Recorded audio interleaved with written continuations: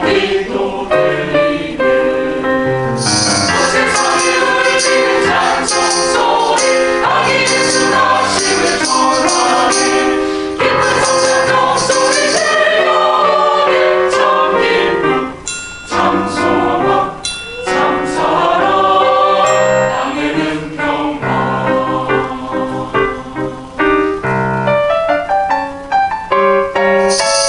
저 하늘의 별 밝은 빛을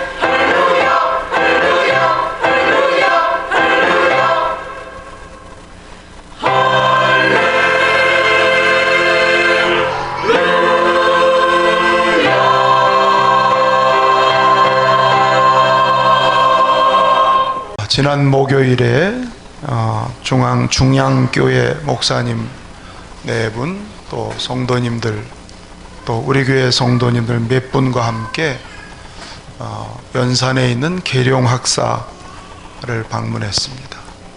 계룡학사는 고아원입니다. 지금 사진 나오고 있죠? 또 돌려보내실까요? 사진을.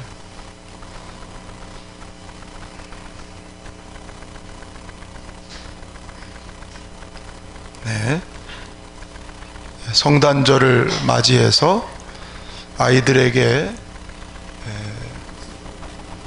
선물을 미리 신청받아서 전달하기 위해 가는 길에 동행을 했습니다. 우리 교회에서도 약간의 후원금을 전달했습니다. 아이들이 자기가 신청한 선물이 언제 도착하나 손꼽아 기다린다는 그 원장님의 설명을 들으면서 가슴이 뭉클해졌습니다. 돌아오면서 사랑에 대한 생각을 했습니다. 아이들은 단순히 선물을 기다린 것이 아니라 사랑을 기다리고 있던 것이죠. 사랑이 담긴 손편지, 중앙교회 사모님이 일일이 개인 앞으로 손편지를 쓰시고 그 손편지를 담은 선물을 받아들고 아이들이 얼마나 기뻐할까, 얼마나 기뻐서 애들이 뛸 듯이 좋아할까, 이런 상상을 하게 됐습니다. 사람은 누구나 사랑을 기다리고 사랑을 갈망하고 살아가고 있는 것이죠. 지금 물질 문명 최첨단의 시대인 소위 인공지능 시대라고 하는 이런 시대를 살지만 사람들의 마음은 공허하기가 짝이 없습니다.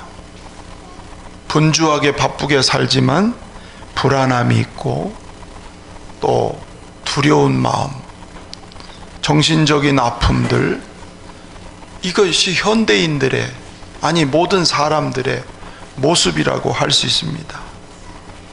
마음에 만족함이 없기 때문에 화를 잘 내기도 하고 또 잘 다투기도 하는 일이 생깁니다.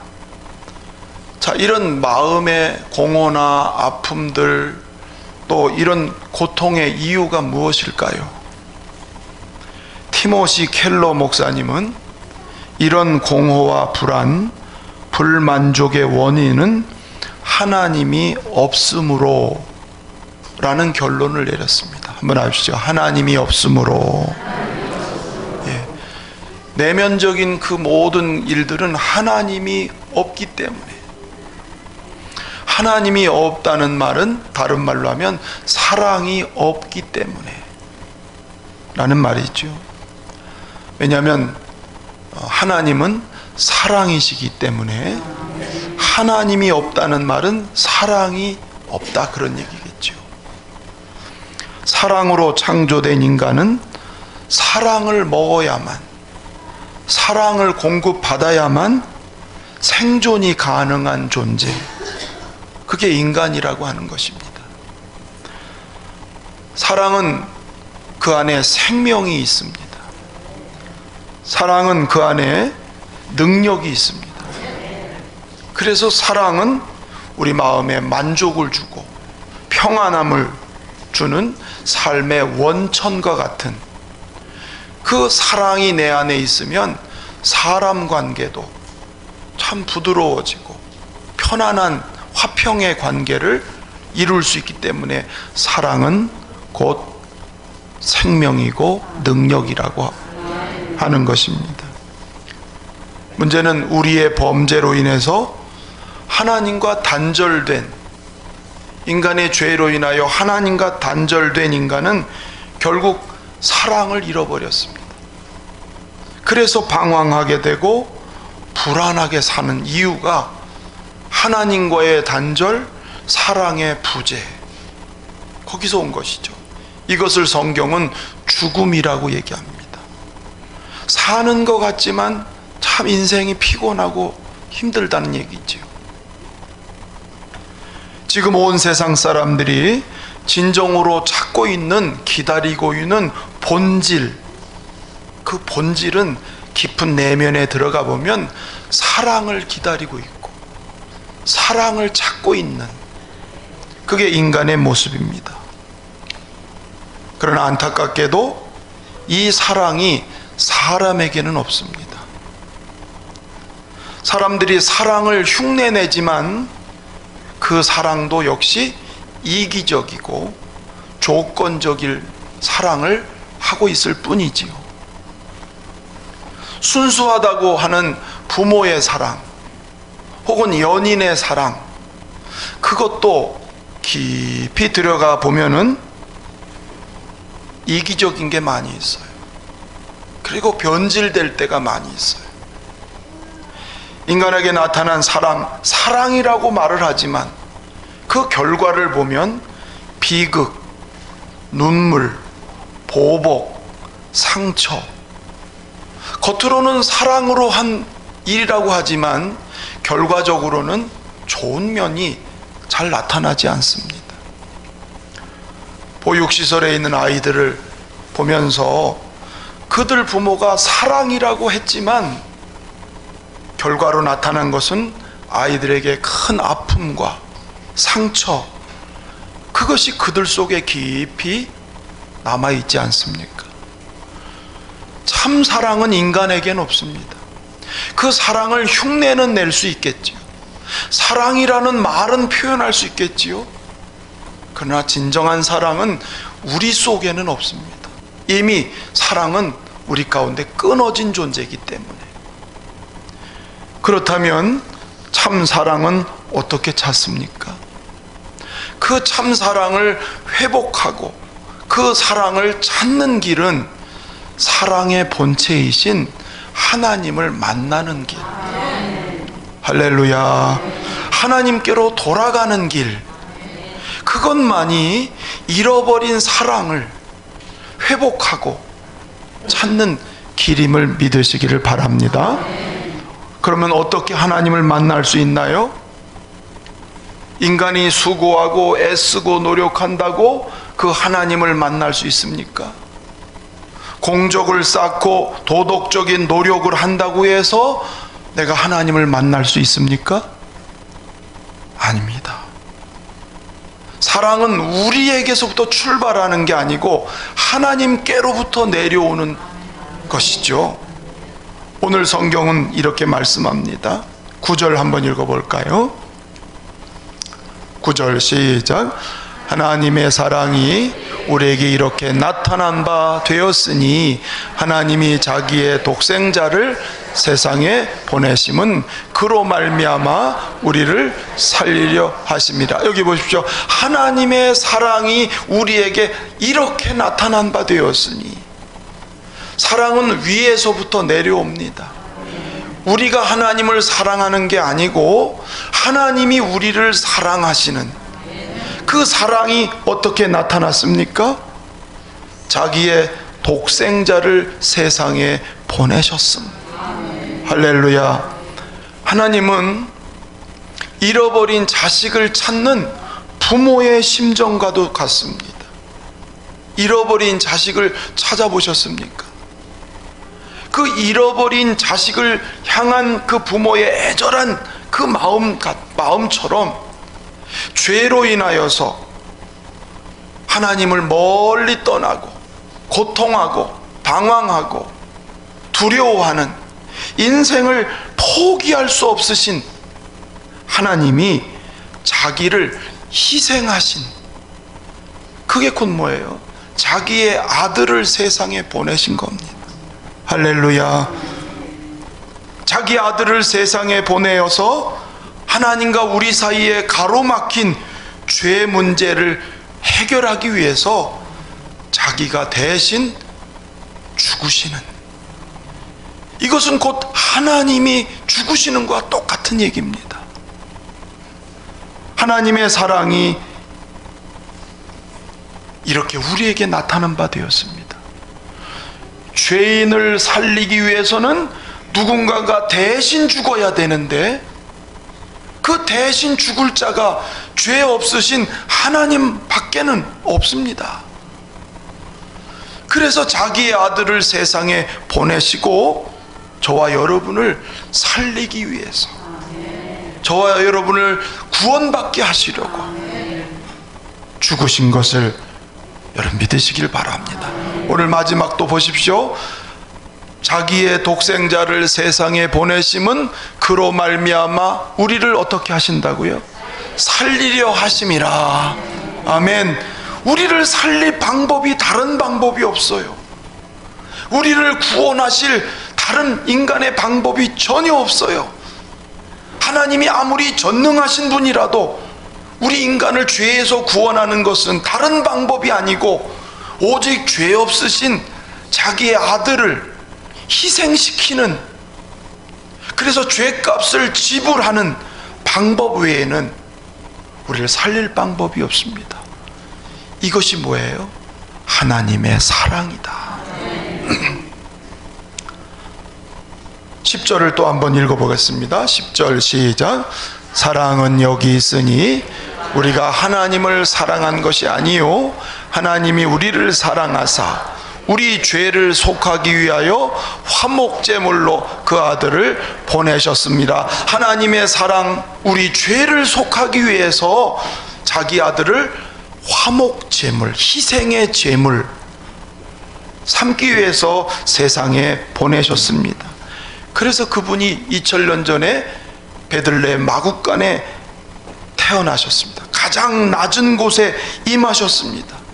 왜요? 저와 여러분을 살리고 저와 여러분을 일으키고 저와 여러분을 구원하기 위해서 그렇게 가장 낮은 자리에 오신 예수 그리스도. 할렐루야. 오늘도 그 예수를 진정으로 믿는 사람, 예수님이 이 땅에 오신 것을 믿고 그분을 나의 구주로 믿는 사람은 오늘 죄에서 용서받습니다. 죽을 자가 살아나게 됩니다. 병든 마음이 치유되게 됩니다. 방황하는 인생이 소망이 있게 됩니다. 오직 예수만이 하나님의 사랑이기 때문에. 할렐루야. 계룡학사에 여러 후원 단체들, 개인들이 찾아온다고 해요. 그런데 오신 분들이 한결같이 놀란답니다. 거기 오면. 왜일까요? 왜 고아원에 왔는데 그들이 놀랄까요? 애들이 너무 밝은 거예요. 애들이 너무너무 밝고 명랑하게 보이는 거예요. 예. 그런 시설에 있는 아이들은 뭔가가 우울하고 뭔가가 이렇게 눌려 있을 것 같은 생각을 가지고 왔는데 막상 가보니까 애들이 너무 환하고 밝다는 것 때문에 깜짝 놀란다는 거예요. 이유가 뭘까요? 사랑입니다. 그곳에 와 있는 아이들이 기독교 정신으로 세워진 이 고아원에서 원장님과 선생님들의 사랑을 배우고 받고 후원자들을 통해서 사랑을 늘 느끼고 경험하면서 그들의 마음이 부모로부터 받았던 아픔과 상처들이 많이 있었지만 그럼에도 불구하고 그곳에서 하나님의 사랑을 자꾸 느끼고 경험하고 깨닫다 보니까 그들 마음이, 그런 아픈 마음이나 슬픈 마음들이 자꾸 상쇄되고 그들이 밝은 모습으로, 즐거운 모습으로. 할렐루야. 이게 뭐지요? 사랑의 능력이라는, 사랑의 힘이라고 하는 것입니다. 전에 소망교도소에서 일하시던 부소장이었던 우리 박효진 장로님 간증을 들으신 분들 계시죠? 그분이 쓴 두 권의 책 이름 아시나요? 이렇게 되어 있습니다. 하나님이 고치지 못할 사람은 없다. 하나님은 아무도 포기하지 않는다. 책 제목이 이래요.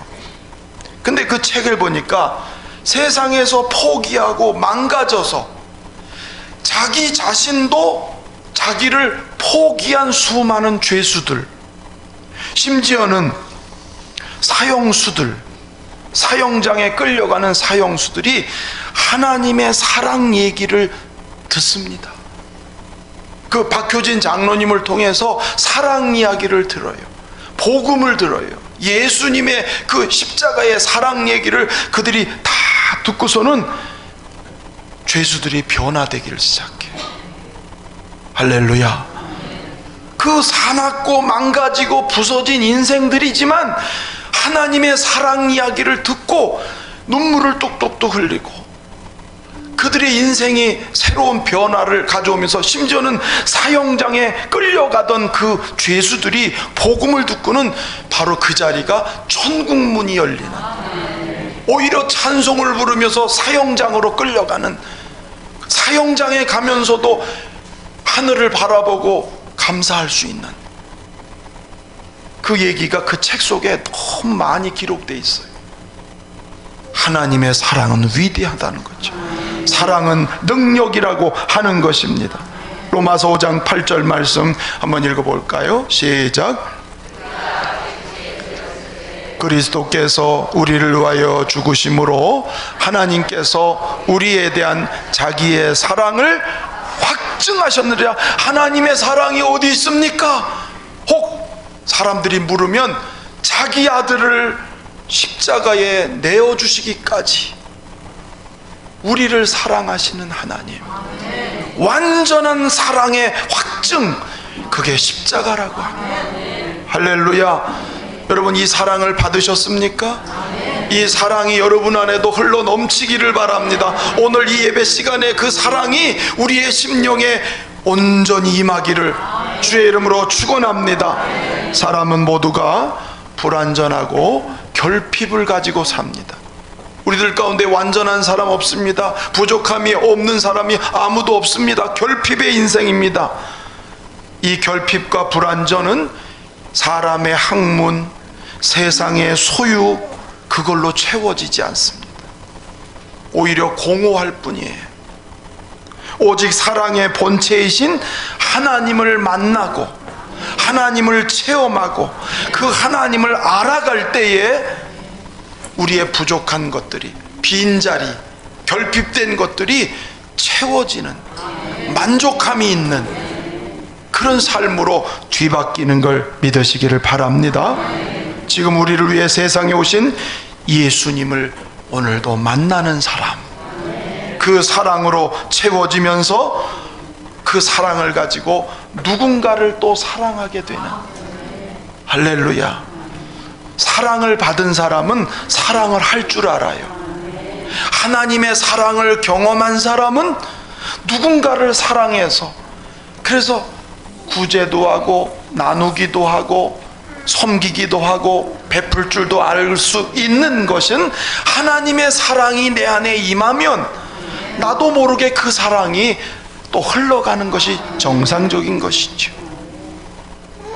오늘 본문 11절도 그래서 말씀하고 있습니다. 시작. 사랑하는 자들아, 하나님이 이같이 우리를 사랑하셨은즉 우리도 서로 사랑하는 것이 마땅하도다. 할렐루야. 그런 의미에서 옆 사람 손을 꼭 잡으면서 사랑합니다, 축복합니다 인사하십시다. 할렐루야. 아멘. 우리 열린문교회 모든 성도들 사랑하는 우리 모두가 되기를 축원합니다. 그 사랑으로 이웃을 섬기고 이 땅에 방황하는 영혼들을 사랑하고 구원하는 그런 통로가 되기를 축원합니다. 말씀을 맺습니다. 여러분 한번 생각해 보시죠. 하나님이 나를 위해서 오셨어요. 잘 생각해 보세요. 하나님이 누구 위해 오셨다고요? 나를 위해서. 하나님이 나 때문에 가장 낮아지시고 나 때문에 십자가에 죽으셨습니다. 할렐루야.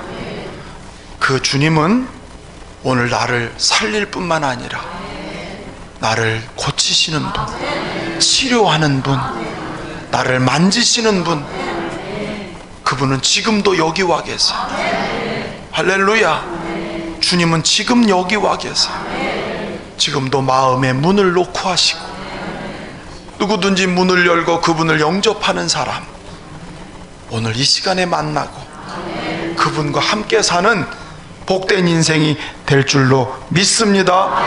누가복음 2장 10절 11절 시작.